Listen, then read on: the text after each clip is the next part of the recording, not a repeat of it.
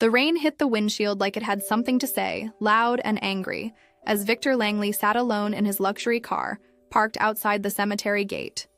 His fingers trembled around a worn photograph of his wife, her eyes captured mid-laughter, forever still. It had been 3 years since the accident. 3 years since that midnight call had shattered his world and buried every reason he had to smile.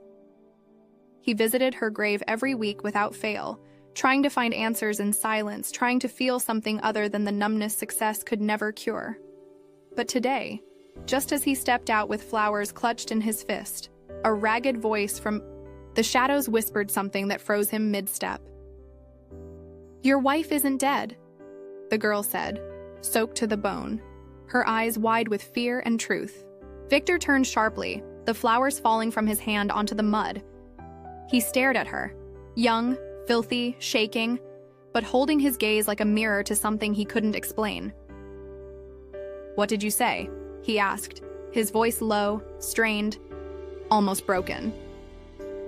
She took a step back as if afraid of what her own words had unleashed. "I know what I saw. She's alive. I've seen her." And just like that, the storm outside wasn't the loudest thing anymore.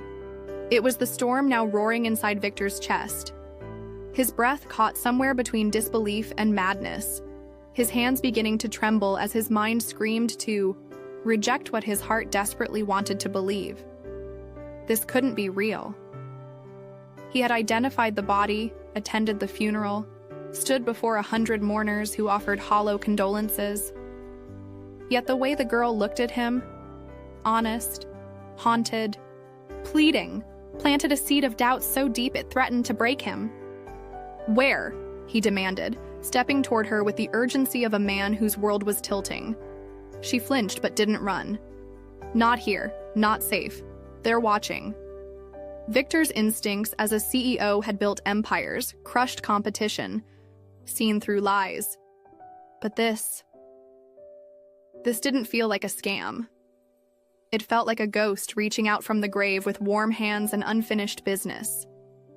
His heart raced with confusion, fear, and a sudden sharp hope that scared him more than anything else ever had.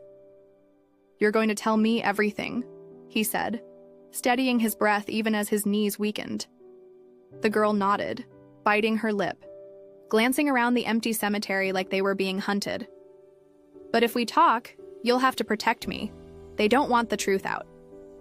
She looked no older than 16, her frame thin from hunger and clothes clinging to her body like second skin, torn and weathered by the streets.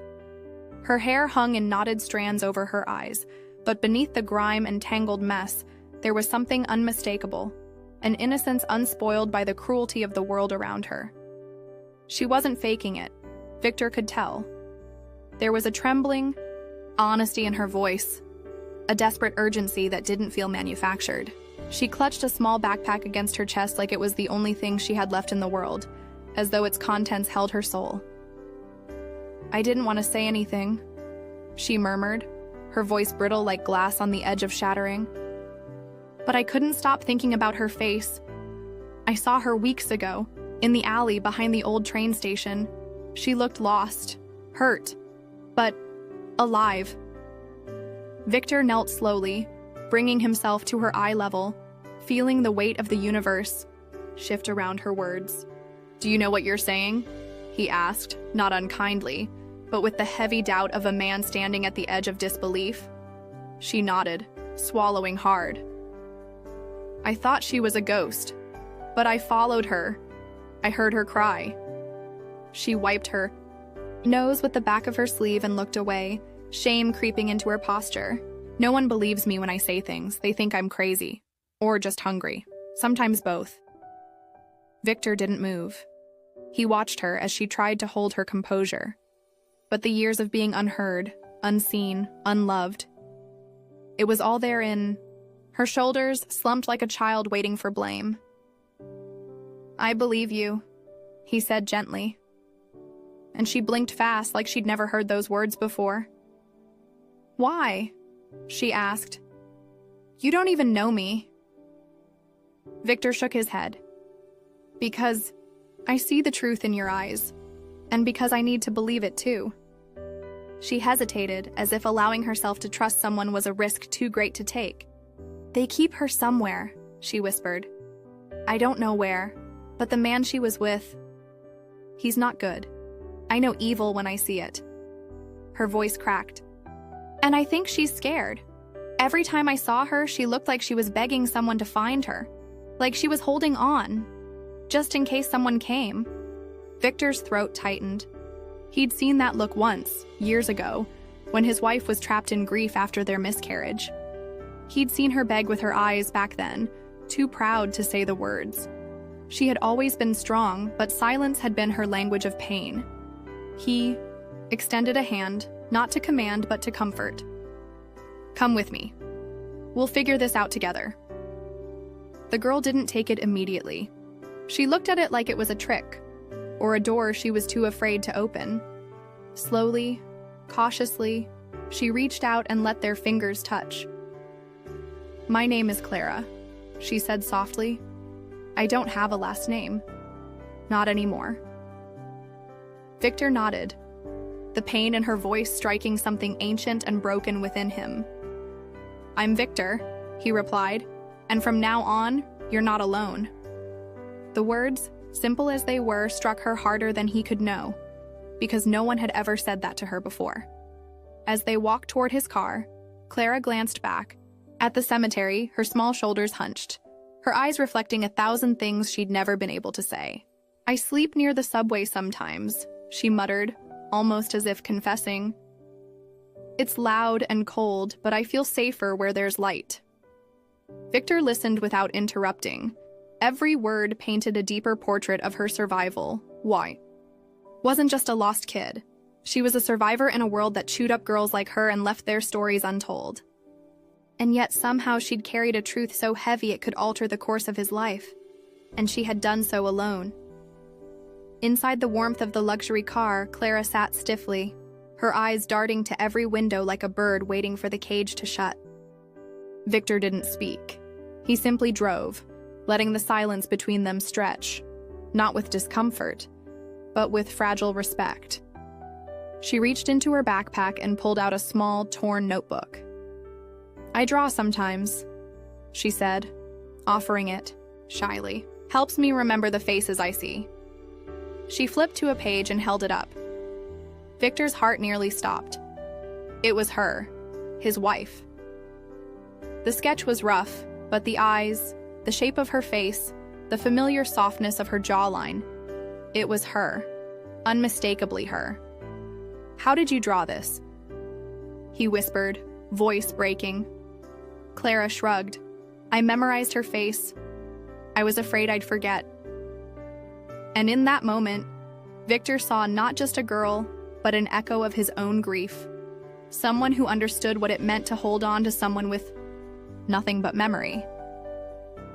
"You have a gift," he said, barely able to keep his voice steady.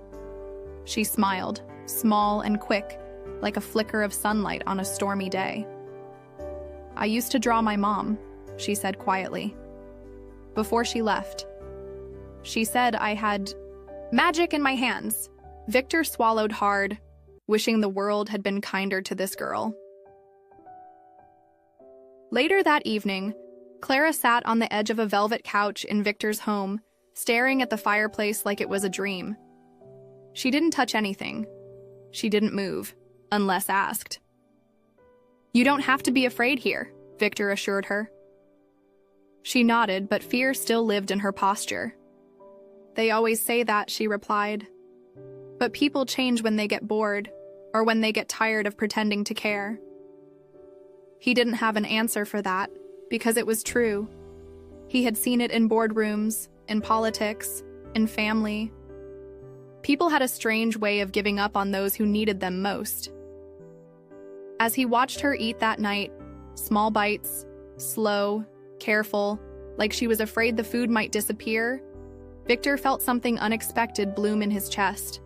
Not pity, not guilt, but protectiveness. Fierce, immediate. Like this girl had been placed in his path not by chance, but by something greater. She wasn't a random stranger, she was a witness, a carrier of truth, And maybe she was also a bridge to something he thought he'd lost forever.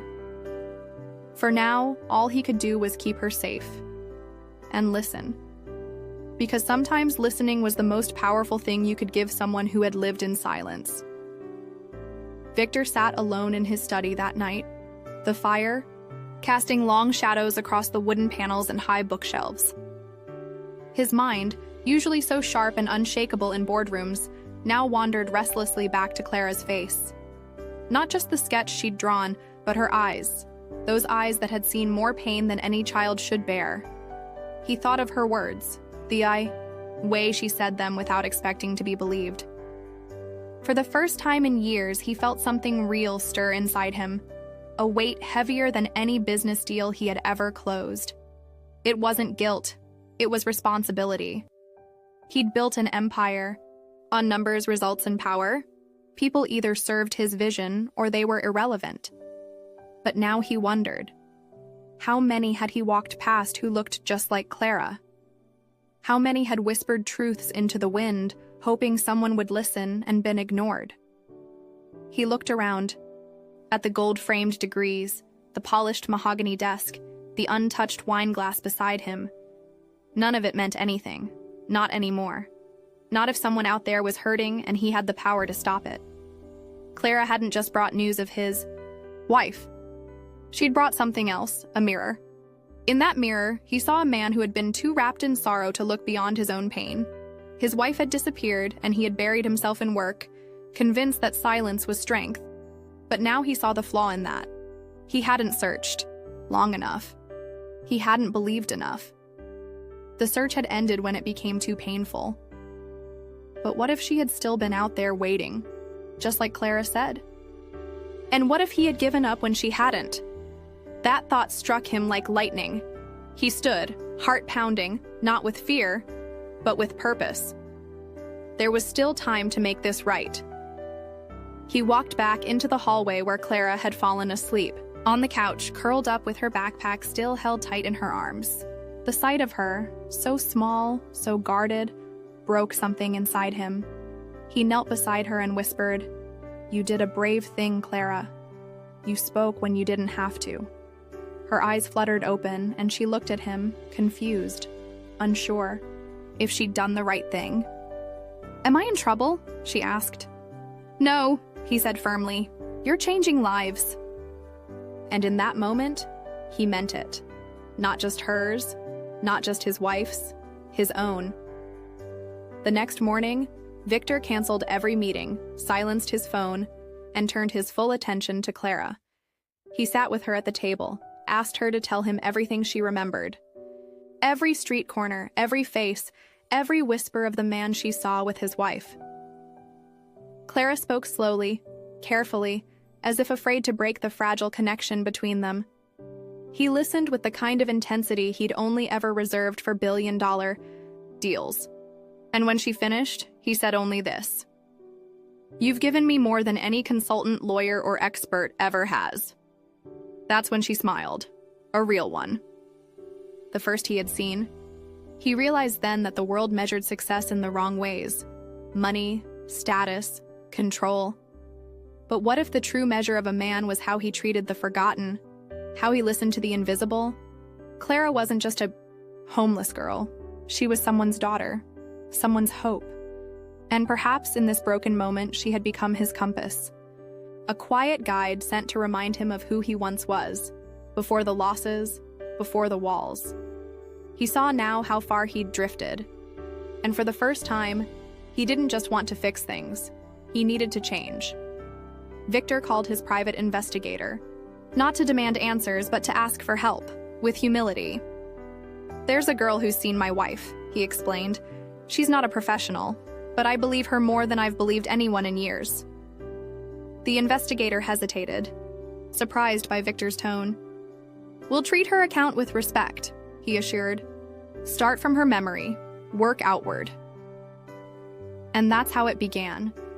A man who once trusted no one had now placed his faith in a girl the world had discarded, because something deeper than logic had awakened in him.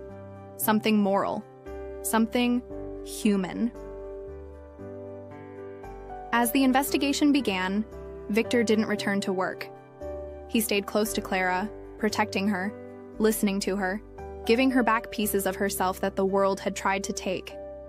He enrolled her in therapy, bought her clean clothes, but more importantly, he gave her space to be heard. And in that space, she began to blossom. "You don't owe me this," she told him once. "You helped me," he replied. "Now I help you." It wasn't charity. It was justice. And maybe redemption. Not just for him, but for everyone who had walked past her in the street and done nothing. Victor also began to look at his own staff differently. The janitors he'd never acknowledged. The assistants he barely greeted. The drivers, the guards, the cafeteria workers. He began asking their names, listening to their stories. Slowly, his world shifted. Power didn't just live at the top. It lived in kindness, in paying attention, in choosing to see people fully. Clara had changed him, not with force, not with lectures, but with her truth. And he was finally strong enough to admit he needed to be changed, because it's easy to ignore pain when it's not your own. But true strength is when you choose not to. Victor sat frozen on the leather couch, his breathing uneven, the girl's voice echoing in his ears like a haunting lullaby. "Your wife isn't dead," she had said so softly, like a secret she'd carried too long. The world outside the penthouse windows moved on. Cars honked, birds flew. But inside him, everything had stopped. Clara stood quietly across from him, shifting her weight from foot to foot, unsure if she'd made a mistake. But the look on Victor's face wasn't anger, it was disbelief. It was a storm about to break. He opened his mouth, but nothing came out. Only the soft thud of his coffee cup dropping to the Persian rug filled the silence. "What did you say?" he finally managed, his voice cracking in a way it hadn't in decades. Clara's eyes filled with tears, not because she was afraid, but because she knew what it felt like to be disbelieved. "I saw her," she whispered, each word trembling with memory. She was coughing. She looked weak, but she was alive. "I swear it." The tears rolled down Victor's face before he even noticed. He didn't ask for proof. He didn't yell. He just leaned forward, elbows on his knees, hands over his mouth, like he was praying. That image of a billionaire praying at the feet of a homeless girl burned itself into the room's memory. "Where?" he choked out. Clara flinched. "I don't know the street names, but I remember the bakery nearby. The smell of bread, it was really strong. She was across the alley, hiding." His breath caught. He whispered his wife's name, like saying it might bring her closer. That name hit Clara like a jolt. "Yes," she said, pointing. That's what she said when she saw me looking. "Don't stare, Clara, you'll get hurt." Victor's body convulsed with a sob, the kind that only comes when hope breaks through years of silence. "She said your name?" "Twice," Clara nodded. "And she had this necklace, a silver one, oval locket. I didn't know what it meant until I saw your photo upstairs." Victor reached into his coat pocket, pulling out a matching locket he'd kept close all these years. His fingers trembled as he opened it. There was a photo inside, faded, torn at the edges. A woman with kind eyes and soft features, smiling like she believed in something deeper. Clara stepped closer and gasped. "That's her." Victor dropped the locket. His knees buckled. She wasn't lying. She wasn't confused. This girl had seen her, his wife, alive. Somewhere out there, she was breathing. Hurt, maybe hiding, but alive. He gripped the edge of the couch to keep from collapsing completely. "How long ago?" 2 weeks, Clara replied. "Maybe a little more." He stood up suddenly, wiping his eyes with the back of his hand, not out of pride, but out of urgency. "We have to go there," he said. "Now." but Clara hesitated. "It's not safe. The men who took her, they still hang around. That's why I ran away." Victor paused, taking in her fear. His jaw tightened. "Then we go with protection. I'll call security. You won't be alone." Clara looked at him, really looked at him. For the first time, she saw a man, not a billionaire. A man breaking apart and rebuilding himself all in one breath. They rode in silence in the back of the black SUV. Clara hugged her backpack like it was a shield. Victor stared out the window, the city blurring past him in streaks of light and concrete. He remembered her laugh, her voice, the way she used to dance barefoot in the kitchen. He had buried all of it so deeply, thinking it was the only way to survive. Now every memory clawed its way to the surface like it had been waiting for this moment. The weight of hope and fear pressed into his chest. The driver pulled up to a grimy block near the edge of the city, far from the towers Victor ruled. Clara pointed toward a narrow alley behind a shuttered bakery. "There," she said quietly. She was there. Victor stepped out, heart hammering against his ribs. The alley smelled of wet cardboard and burnt oil. He scanned every corner, every door. But nothing. No figure. No sign. "She's not here," he whispered, voice cracking. Clara touched his arm. "Sometimes she hides under the stairs. There's a vent with warm air. She said it reminds her of home." He walked over, slowly, like he might scare a shadow away if he moved too fast. He knelt and peered under the rusted metal stairs. A blanket, a cup, and then a note. Folded, dirty but dry. He reached in and pulled it out. The handwriting on the paper made his knees go weak again. "Victor," it read, "I don't know if you'll ever find this, but I'm alive. I'm hiding. They're watching me. I saw Clara. I know she's brave enough to find you. I love you. I never stopped." His hand covered his mouth. Tears streamed down Clara's face, too. She wrote it. "She was waiting for me," Victor whispered. He looked around the alley again, no longer seeing it as just dirty and broken. This place had held pieces of her. It had kept her breathing when he'd given up. He looked back at Clara, who stood trembling, waiting for his reaction. Without thinking, he pulled her into a hug. "You saved her," he said. "You saved me." Clara's hands tightened around his coat, and for the first time in years, she let herself cry into someone's arms. They searched for hours that night, calling her name, following any whisper of a lead, but she was gone, like smoke, like a prayer unfinished. Victor sat in the SUV again, exhausted, defeated, but not broken. "We'll find her," Clara said, her voice small but strong. "We will." He looked at her with renewed awe. "How did you survive all this time?" he asked. "Hope," she said simply. "I kept it in my pocket, like a secret only I could touch." He nodded. Hope. He had forgotten how powerful that word could be.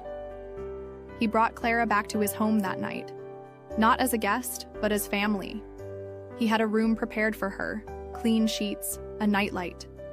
And when she stood at the doorway, afraid to step in, he said gently, "You deserve this, more than anyone." She looked at him like she didn't believe it. But she walked in anyway. Victor stood outside her door for a while after she slept, listening to her breathing, thinking of the little girl who had brought light back into his world.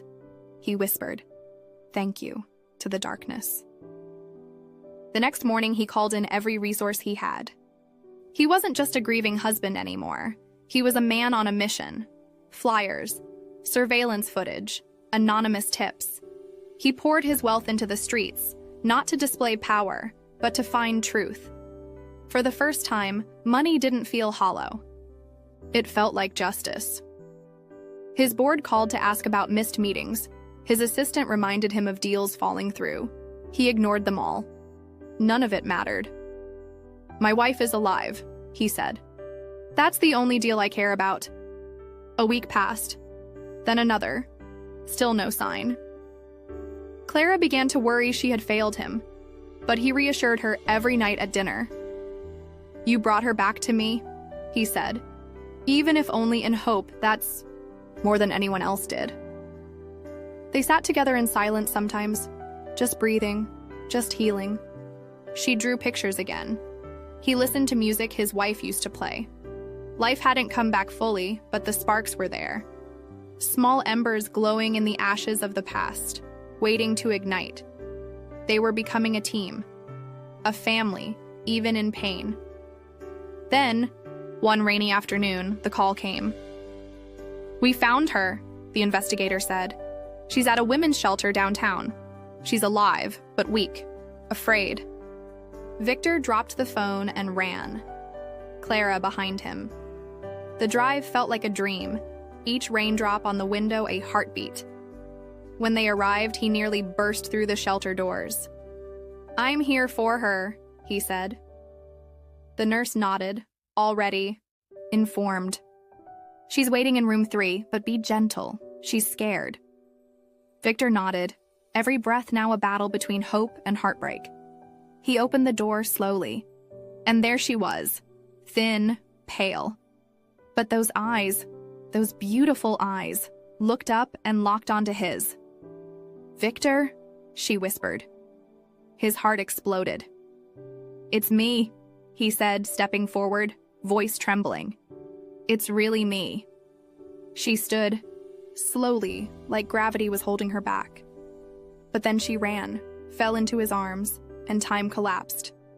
Years of pain poured out in sobs and laughter and whispers of love that had never died. Clara watched from the doorway, smiling through her tears. She had done it. She had brought them home. In the weeks that followed the reunion, Victor's wife began healing slowly in the safety of his home. She was fragile, haunted. But with every warm meal, soft bed, and kind word, she began to find herself again.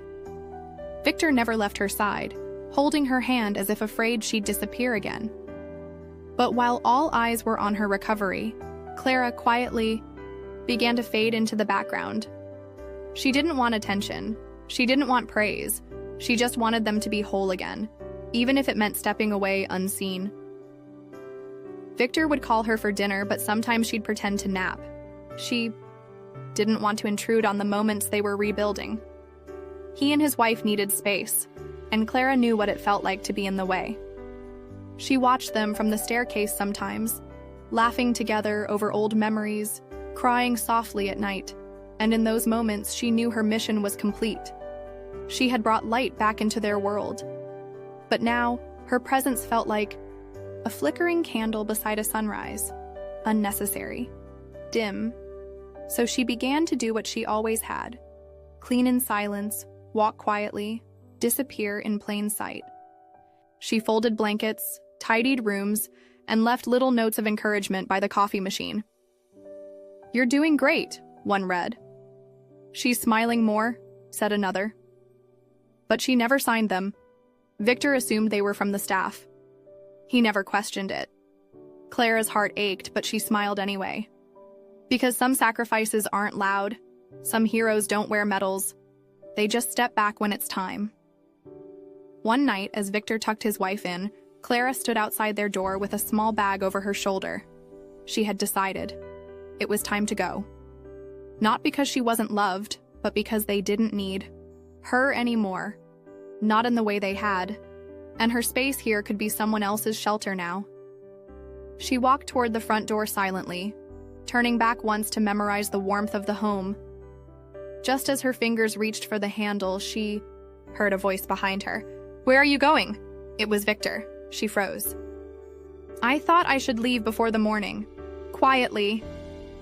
He stepped closer, disbelief washing over his face. "Why?" "You belong here." Clara looked down, twisting the strap of her bag. "You and your wife need space. Real space. Not one filled with memories of what happened.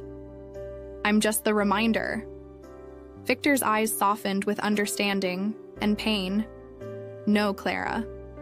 You're the reason we even have space to heal in. You're not a reminder of trauma. You're the reason we have a second chance. But she shook her head. My part in your story is finished, she said gently. It was always meant to be temporary. I just needed to know she was safe. That you were okay. Her voice cracked, but she didn't cry. Not this time. She had practiced this goodbye in her head 1,000 times. She handed him a folded piece of paper. In case she ever wants to find me. And with that, she turned, stepping out into the cold evening air. Victor stood in the doorway, holding the note, his heart breaking all over again. Not from loss, but from her quiet courage. The next morning, his wife noticed the silence. Where's Clara? She asked, spooning oatmeal into a bowl. Victor stared at his coffee, unable to answer. When he finally looked up, he saw the pain in his wife's eyes. She left, didn't she? He nodded. She thought it was the right thing. His wife set down her spoon. We have to find her. She is family. Victor squeezed her hand. We will. But this time we'll bring her home not because we need her, but because we love her. Clara walked for days, moving from shelter to shelter, never staying long. She wasn't searching for comfort. She was just keeping herself small, as she always had. But in every city she passed, she helped someone, handed out sandwiches, cleaned broken windows, read bedtime stories to children without parents. She never asked for anything in return, because silent sacrifice wasn't just what she did, it was who she was. A soul that gave even when she had nothing left. And that made her richer than most billionaires. Victor had never known this version of himself. The man who didn't flinch when chaos knocked. The man who stood between danger and those he loved. Ever since the truth unraveled and his wife returned, he lived each day with sharpened instincts. He checked doors twice, scanned streets he used to walk blindly, and memorized license plates parked outside too long. The trauma had reshaped him, but it wasn't fear that drove him now. It was resolve. Clara had lit something inside him he didn't know he carried, the will to protect no matter the cost. One morning, Clara's note on the coffee machine read, "She smiled in her sleep last night." It warmed his chest, but also tightened it. Clara was still giving pieces of herself to keep their home whole. He couldn't let her carry that alone anymore. His wife was improving, but the world outside hadn't changed. The threats that once tore them apart still existed. Greedy men, hidden motives, those who preyed on the vulnerable. Victor realized that healing wasn't passive. It was a war, and he had to become a warrior to win it. He hired private security, not flashy men in suits, but trained professionals who blended into the background. He placed hidden cameras around the house, monitored calls, even vetted every delivery. His staff, once curated for appearances, were now filtered through layers of trust. He wasn't paranoid. He was awake. Every routine became intentional. Every moment spent alone with his wife was guarded by layers of unseen vigilance. She didn't know the full extent of it, and she didn't need to. Because protection isn't about showing your shield. It's about making sure no sword ever reaches them. And when it came to Clara, his instincts were sharper still. She didn't ask for security. She barely acknowledged danger. But Victor knew. Girls like her disappear in cities every day. He set up a bank account in her name, placed a private GPS in her worn-out bag, and told his driver, "If she ever calls, you drop everything and get her." Clara would hate it if she knew, but it wasn't about permission. It was about peace of mind. Love, he was learning, didn't always ask to be seen. Sometimes it just stood quietly in the shadows. The moment Clara called from a small diner in a bad neighborhood, whispering that someone was following her, Victor didn't wait. He drove himself. No driver, no backup. Just him, a pistol he hadn't touched in years, and a heart that pounded, with clarity. He didn't see a homeless girl. He saw the person who had brought his wife home, who had held his hand through hell, who had never once asked for anything, and now she needed him. That made him dangerous. That made him ready to fight. When he burst through the diner's back door and found her trembling beside the dumpsters, he didn't say anything.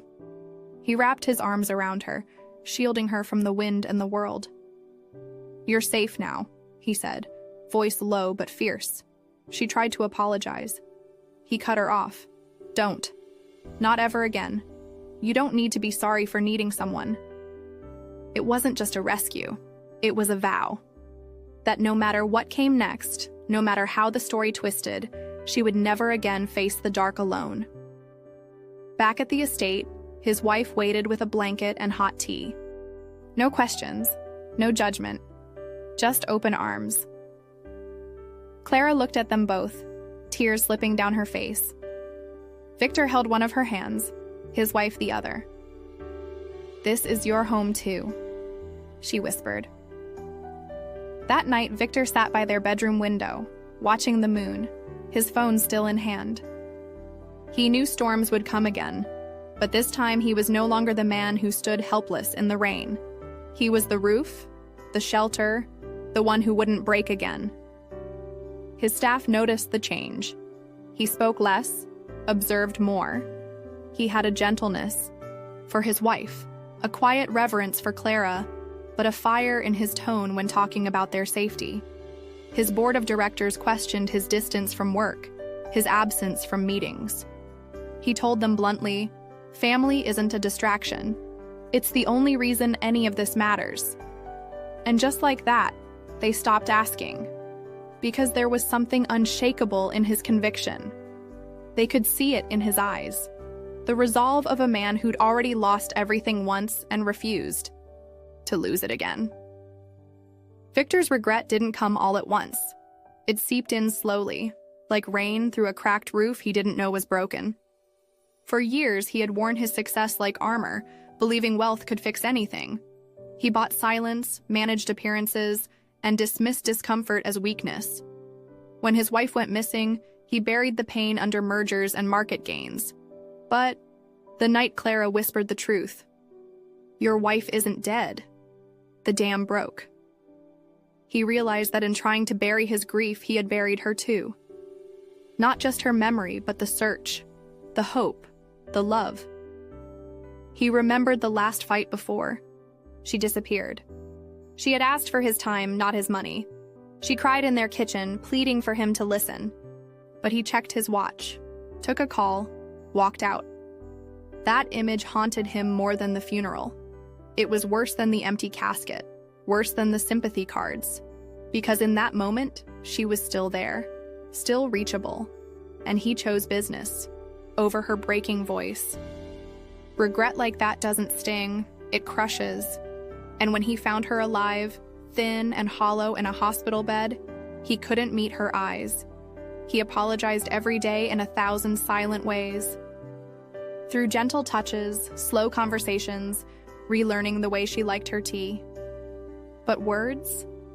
They failed him, until Clara made him speak them out loud.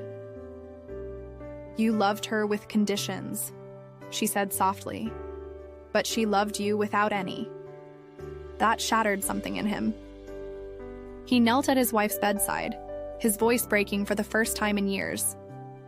"I chose the world over you, and I was wrong. I'm so sorry."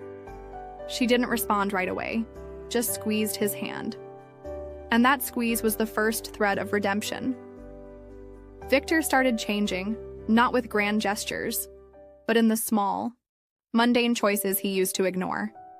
He canceled trips to stay home, cooked meals himself, even if they tasted awful. He learned her routines, sat beside her during therapy, and read to her every night even when she couldn't stay awake. The boardroom missed him. Reporters questioned him, but none of that mattered anymore, because the only numbers he cared about now were her pulse readings, her sleep hours, her moments of peace. And with every hour spent beside her, he rewrote the man he used to be.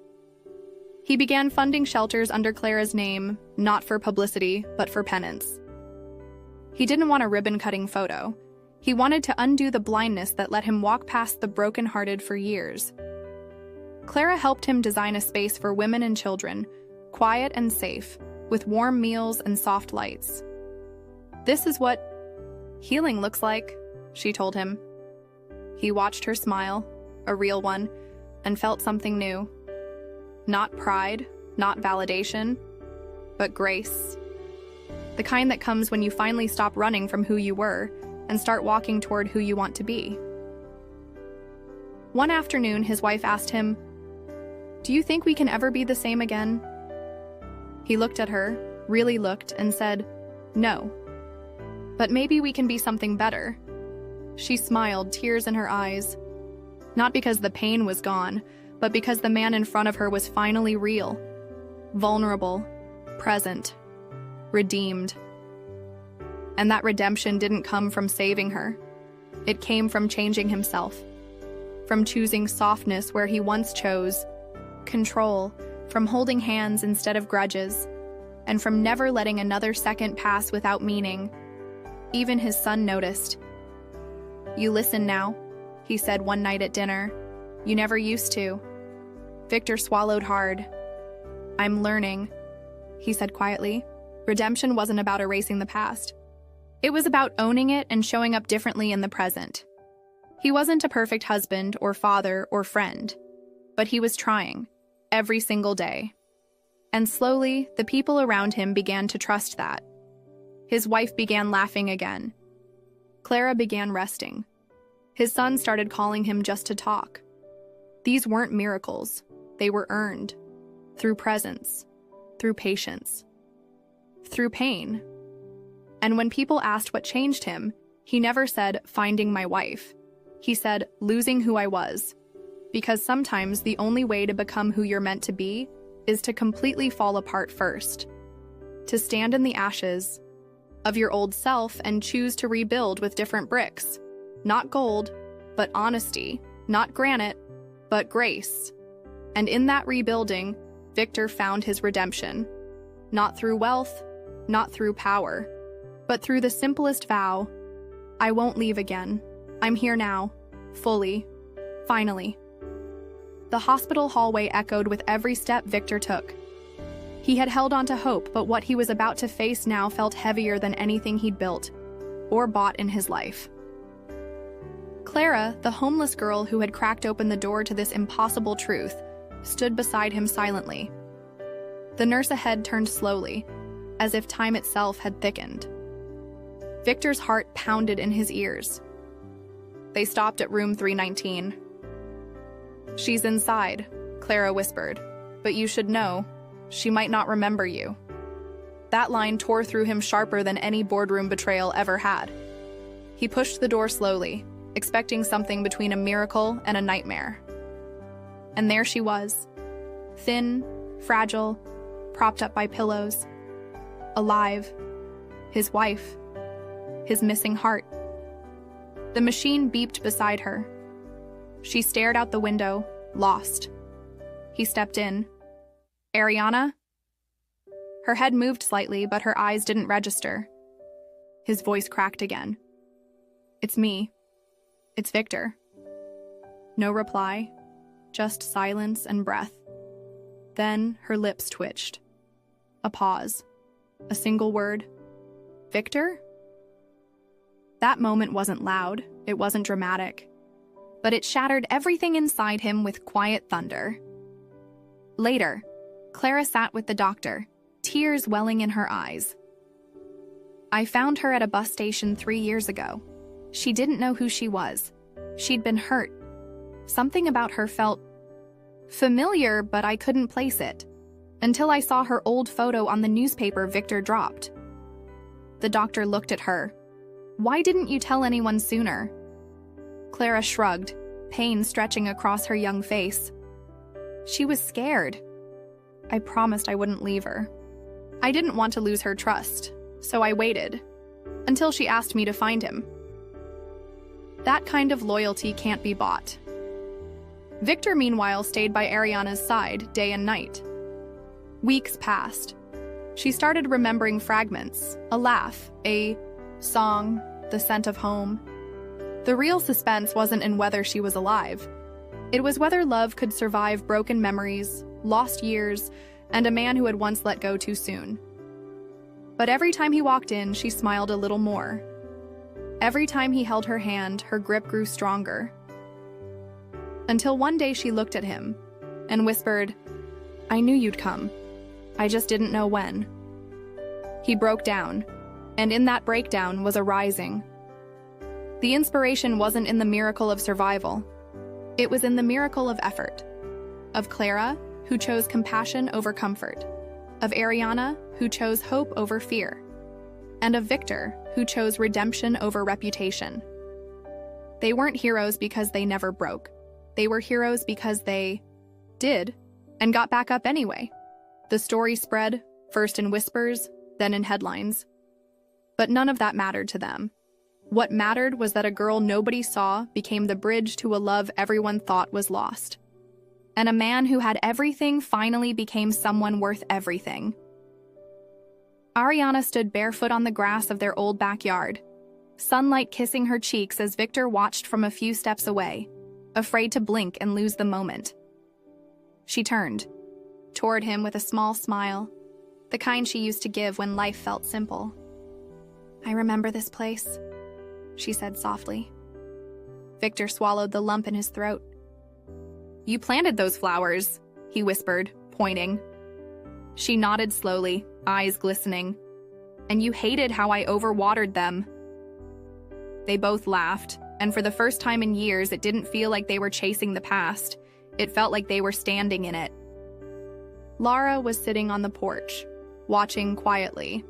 She didn't say much these days. She had done what she was meant to do. She brought back a lost soul, gave a grieving man his wife again, and somehow restored something that felt bigger than all of them. Faith. Victor walked up to her and handed her a small envelope. "What's this?" she asked. "Your future," he said simply. Inside were keys to an apartment, enrollment papers for college, and a handwritten note. "You saved my world. Let me help. You build yours." Her lips trembled as she read, and for the first time in her life, someone believed in her without wanting anything back. The board of directors watched in stunned silence as Victor stood at the front of the conference room. "I'm stepping down as CEO," he announced. "Not because I've failed, but because I've finally succeeded in remembering what matters." Murmurs filled the room. He smiled calmly. "For years I built an empire and forgot the heart. That started it all. My wife, my family, my soul. I have them back now, and I'm not losing them again." His words didn't shake the company. They redefined its foundation. He wasn't leaving with shame. He was walking away with purpose. As the seasons changed, so did their lives. Ariana slowly returned to herself, piece by piece. Some memories never came back, but new ones bloomed in their place. Clara pursued psychology, determined to help others who lived in the shadows she once did. And Victor, he became something no billion-dollar deal could buy. A present husband, a grateful father, a man who traded boardrooms for backyard barbecues and quiet walks by the lake. The house that once echoed with silence now sang with laughter and healing. And one evening, as the sun dipped behind the hills, Victor took Ariana's hand, looked into her eyes, and whispered, "I thought I lost you forever." She leaned into him, heart steady. "You didn't. I just needed time to find myself again." Their story wasn't perfect, but it was real, built on pain, truth, and love rediscovered. And as they watched Clara chase her dreams, they knew they had gained a daughter, not by blood, but by bond. Hope doesn't always come in grand gestures. Sometimes it whispers through a broken voice in the quietest corner of the city, saying, "She's not dead. She just needs you to believe." And he did.